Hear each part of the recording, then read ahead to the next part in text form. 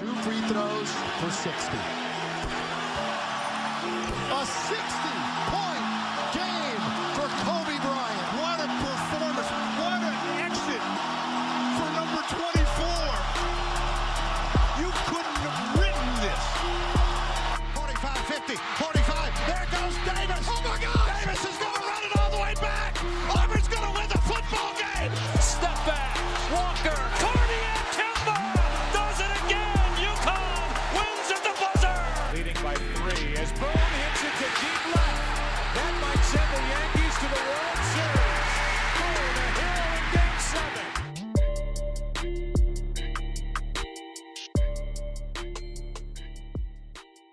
Hey everybody, welcome to episode 9 of the Aspire podcast, where we aspire to inspire you. I'm your host Tyrese B, and I have a new special guest this episode. Our special guest is a professional rugby player, writer, and is known as the #1 ranked fantasy football player in Australia. Welcome to the show, Boyd Killingworth. How you doing today, sir? Thank you for having me. I'm excellent here. I think I'm ahead of your time. It's our Sunday. It's still your Saturday, so that's a interesting one for people that didn't know. But yeah, thank you for having me. Yes, sir. Crazy time difference. I believe it's 12 p.m. over there, and it's 7 over here. So, yeah, it's pretty crazy. So let's get this show on the road, man. As I mentioned before, you're from Australia. So how was it growing up over there, and how was your experiences involving sports? Yeah, like I'm from Australia, from Sydney specifically, so I guess I could compare it to California. Played rugby league, played cricket, which I'm not sure if you've heard of it, but it's basically our version of baseball. Even though we've got baseball, it's still more popular sport. Played a bit of cricket. I did play some baseball and softball, which I enjoyed, but it's hard to get traction here in that. And then, yeah, rugby was just my sport. Great, man. Sounds like you were very involved into sports early. So when did you officially start playing rugby? Was it during your childhood, or did you have to wait till high school to play? No, you start when you're 5 years old, but you can't tackle till under 8. But yeah, basically tackle rugby since I was 8 years old, and I'm 28, so I guess I've been tackling people for 20 years. At 20 years, man, you've had a great career, man. You made it to the pros. But before we get into that, let's talk about your time in high school. And did you guys have rugby in there? Did you guys? How does rugby work in school? Yeah, so it's a lot different to America, and so our high schools just year 7 to 12. We don't have middle school or senior school. Yeah, so we just go to the one high school for 7 to 12. You're there the whole time. But I would have taken that in high school, but yeah, those 5 years were tough trying to make it, but it was well worth it. That's great, man, and great to hear that you made it to where you want to be. You know, throughout those 5 years, what was your most memorable moment or experience you had before you made it to the league? Just your teammates are your mates. So I've played for a few teams before that. So I got to go overseas. Even when I wasn't professional, I could still go overseas on footy trips and tours and invitational teams. So there's travel aspect as well. But yeah, friends and mateship, #1 for sure. It sounds great, man. Gotta love your teammates, man. I've had so many good times, just so I can definitely agree. Yeah. I'm not sure about the football culture over in America. In Australia, it's the best. Man, I love our culture, man. I know you guys love your football too. So let's talk about your pro career. You became a pro in 2015 playing rugby, so you're in your 6th season, right? Yeah, 6. I was pretty lucky. Still, body's getting a bit sore, but yeah, signed in 2015 with the Australian men's rugby sevens team, and I'll always be grateful for that opportunity. Got to travel to some amazing places around the world. In America, got to go to San Fran, got to play at AT&T Park, which was amazing. Played in San Jose in America at the Major League Soccer Club. I think is it the Earthquakes? And then we got to play at in Vegas, which is a crazy thing. Would never think I could play rugby in Vegas when I was growing up, but that was very interesting. So yeah, that's my state's experience with rugby. That's good to hear, man. Especially you being able to go and travel to the States and playing over here is pretty cool as well. Staying on rugby, could you take us through the experience of being in your country and going to a rugby game? Yeah, Australia's interesting because we got like similar to America. You got NBA is very popular. You got American football. You got ice hockey. Australia's similar. We have rugby union, rugby league. We got soccer. We got cricket. All competing for viewership. All competing for marketship. So some sports are failing right now because they're so competitive. There's the TV rights and all that, but when you watch Australia play rugby union, that's an experience. Hearing the anthem, everyone singing. The only thing I could compare it to would be those European soccer matches and college football. It just looks crazy. I'd love to go to a college match. My times in America that hasn't crossed over with availability or be able to watch any NFL college football games. I was lucky enough to see an NHL game. I saw the Canucks play, so I'll get back there. Within due time, man. I hope you can get back to the States sometime soon, and hopefully you can catch a football game. Yeah, hopefully. I love America. I love California in particular, Santa Monica, Venice. Beautiful places, beautiful people as well. Yes, sir. Also, I wanted to add, for some of the people who are listening, they might not know how rugby is played. So could you explain for us for a second how the game is played and what are the rules? So I always say this thing on Instagram. All these Americans always say, put it in NBA terms. So I'll try to put it in NFL terms. So instead of having to make 10 yards in 4 downs to do it, you have unlimited downs. So hypothetically, you can keep the ball for the whole half, but it's also very hard to keep the ball because obviously the other teams try everything. So then it's a fight for the ball on the ground, so it's continuous. So that's a big difference. That's why offensive linemen, they would be useless. They'd get too unfit because it's constant. You don't get the breaks in play. So it's 40-minute halves, 80 minutes all up. So the ball's in play a lot longer than NFL. So yeah, the main difference is it's more cardio-based. Like obviously you need to have speed, and we don't play with the padding. Man, thank you for explaining the game to us. Rugby seems like a very great sport, very similar to the NFL over here. In addition, the Super Bowl is tomorrow, and I know you've probably played in some big games in your career. Have you been able to make it to that stage yet? And if so, how was the experience? So it's a bit different. It's a bit like the Grand Prix. You'd have 10 tournaments a year, all big in their own right, and then there's like a world champion crown. So Australia, we managed to win one of those sort of Grand Prix events in Sydney. So that would be my biggest win, which was massive. It also happened to be on home soil, but no, of the major tournaments we bombed out. Like I played at the Commonwealth Games in 2018 and we finished a disappointing 5th, which very disappointing still to this day. And then at the World Cup, like I said, it was at AT&T Park in San Fran. Just results didn't go our way and we finished 10th, which wasn't good. So no major Super Bowl victories or anything like that for me, but yeah. Well, it's good that you made it that far, and hopefully you'll make it to one, man.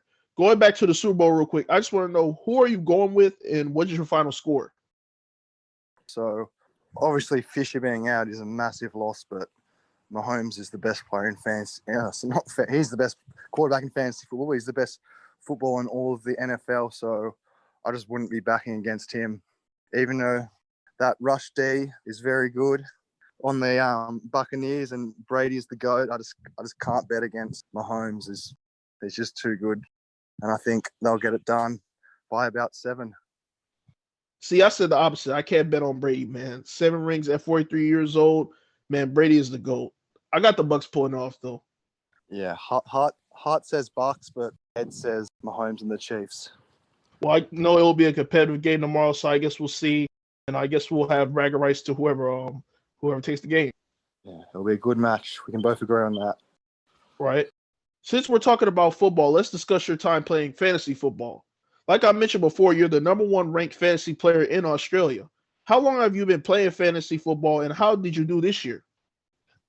Yeah, so I've been playing fantasy football since 2013 was my first adventure. I'd always played the equivalent like fantasy rugby or fantasy rugby league in Australia, but data, so many more articles, so much more information, so much more money and time just put into it. So it's just a great product. It's definitely my favorite hobby that I like doing away from the field, away from the training thing.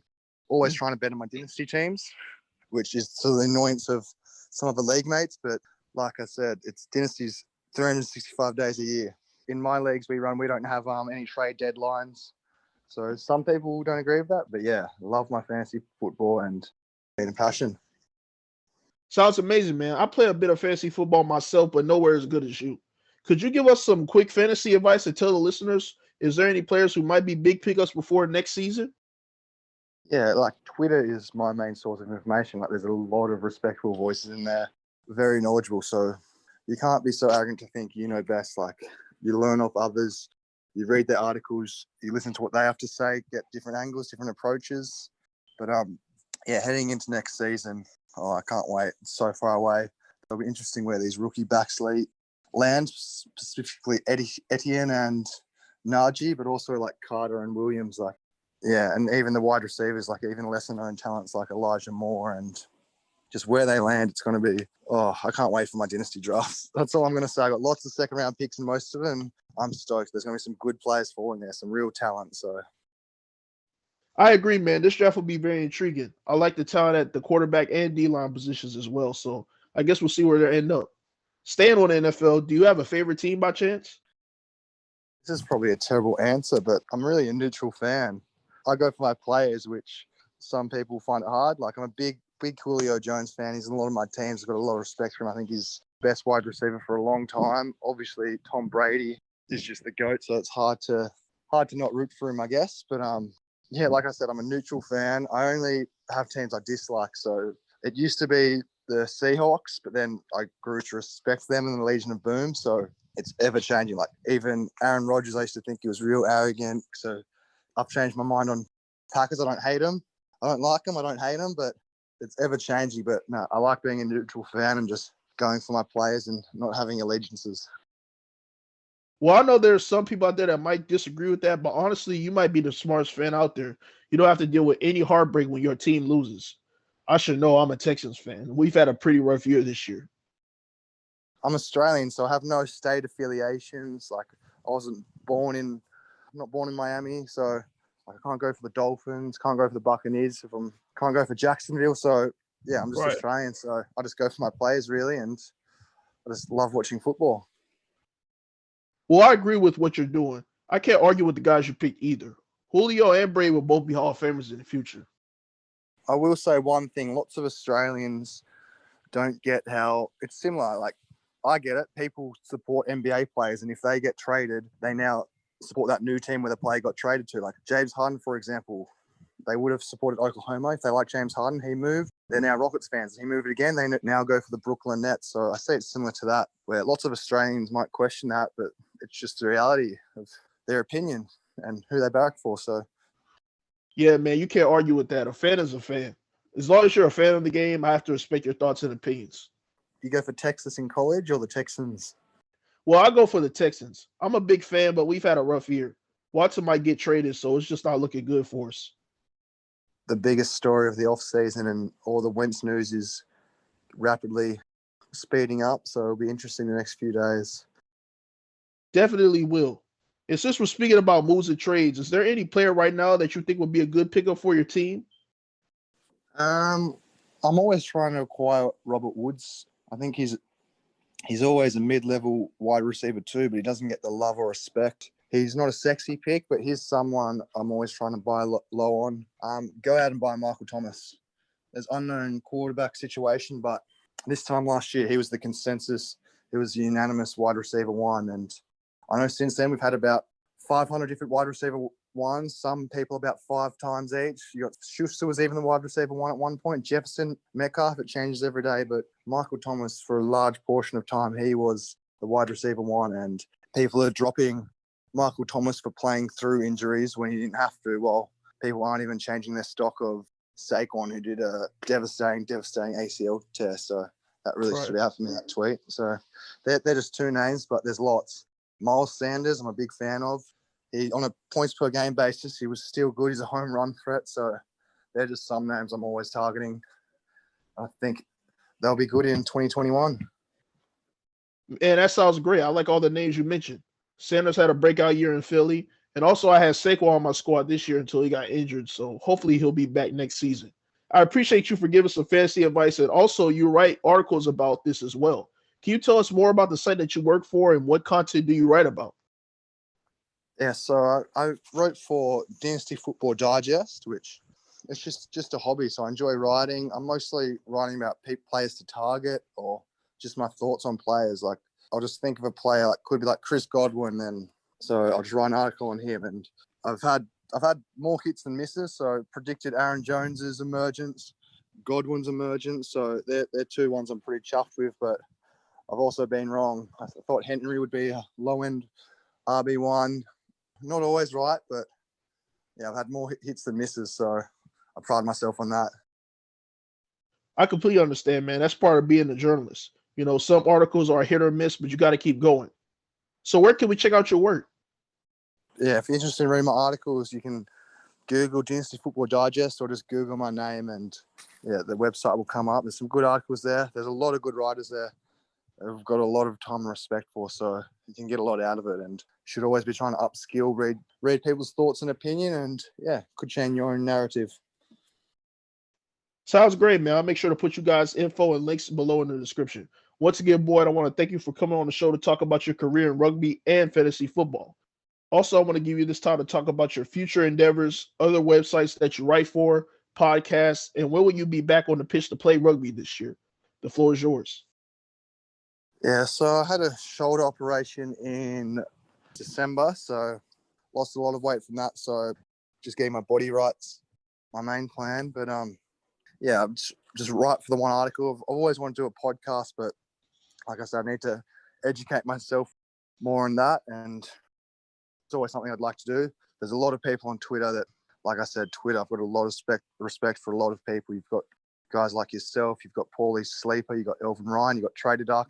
There's a whole stack of people I like talk to and look forward to working with on any future podcast, wherever that may be. But like, you know, you reached out to me on Twitter. There's a lot of great people on Twitter. I suggest following some of those accounts. But like I said, I could honestly name 50 to 100 more off the top of my head. And yeah, 2021 comp starts Feb, but I probably won't play till the end of April. But yeah, body-wise, just get my shoulder right, get my strength back, and then who knows? I'm getting old. I've got school teaching to fall back on in those 4 or 5 years straight out of school, just grinding. I was still studying, so I'm a school teacher by trade. So I fall back on that once rugby's done. But yeah, 2021, it's going to be a lot better than 2020. That's all I can say. Yes, sir. This year's kicked off to a great start so far. But before I let you go, I also want to ask, what advice can you give to anyone who's in fantasy football writing or an athlete? How can they be successful in this industry? If you're interested in it, just pursue it. If you want to write, just put out content. Like, you'll slowly improve. Like, some of my first articles were a bit iffy, but now, like, I used to stress over them, but now, like, they just come to me. It's so much easier. So just put time into your craft. Advice to people wanting to play dynasty, stuff like that.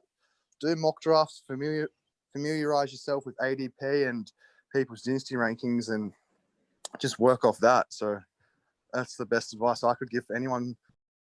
Sounds great, sir. Once again, Boyd, thank you for your advice and for coming on to the show. I appreciate your time today.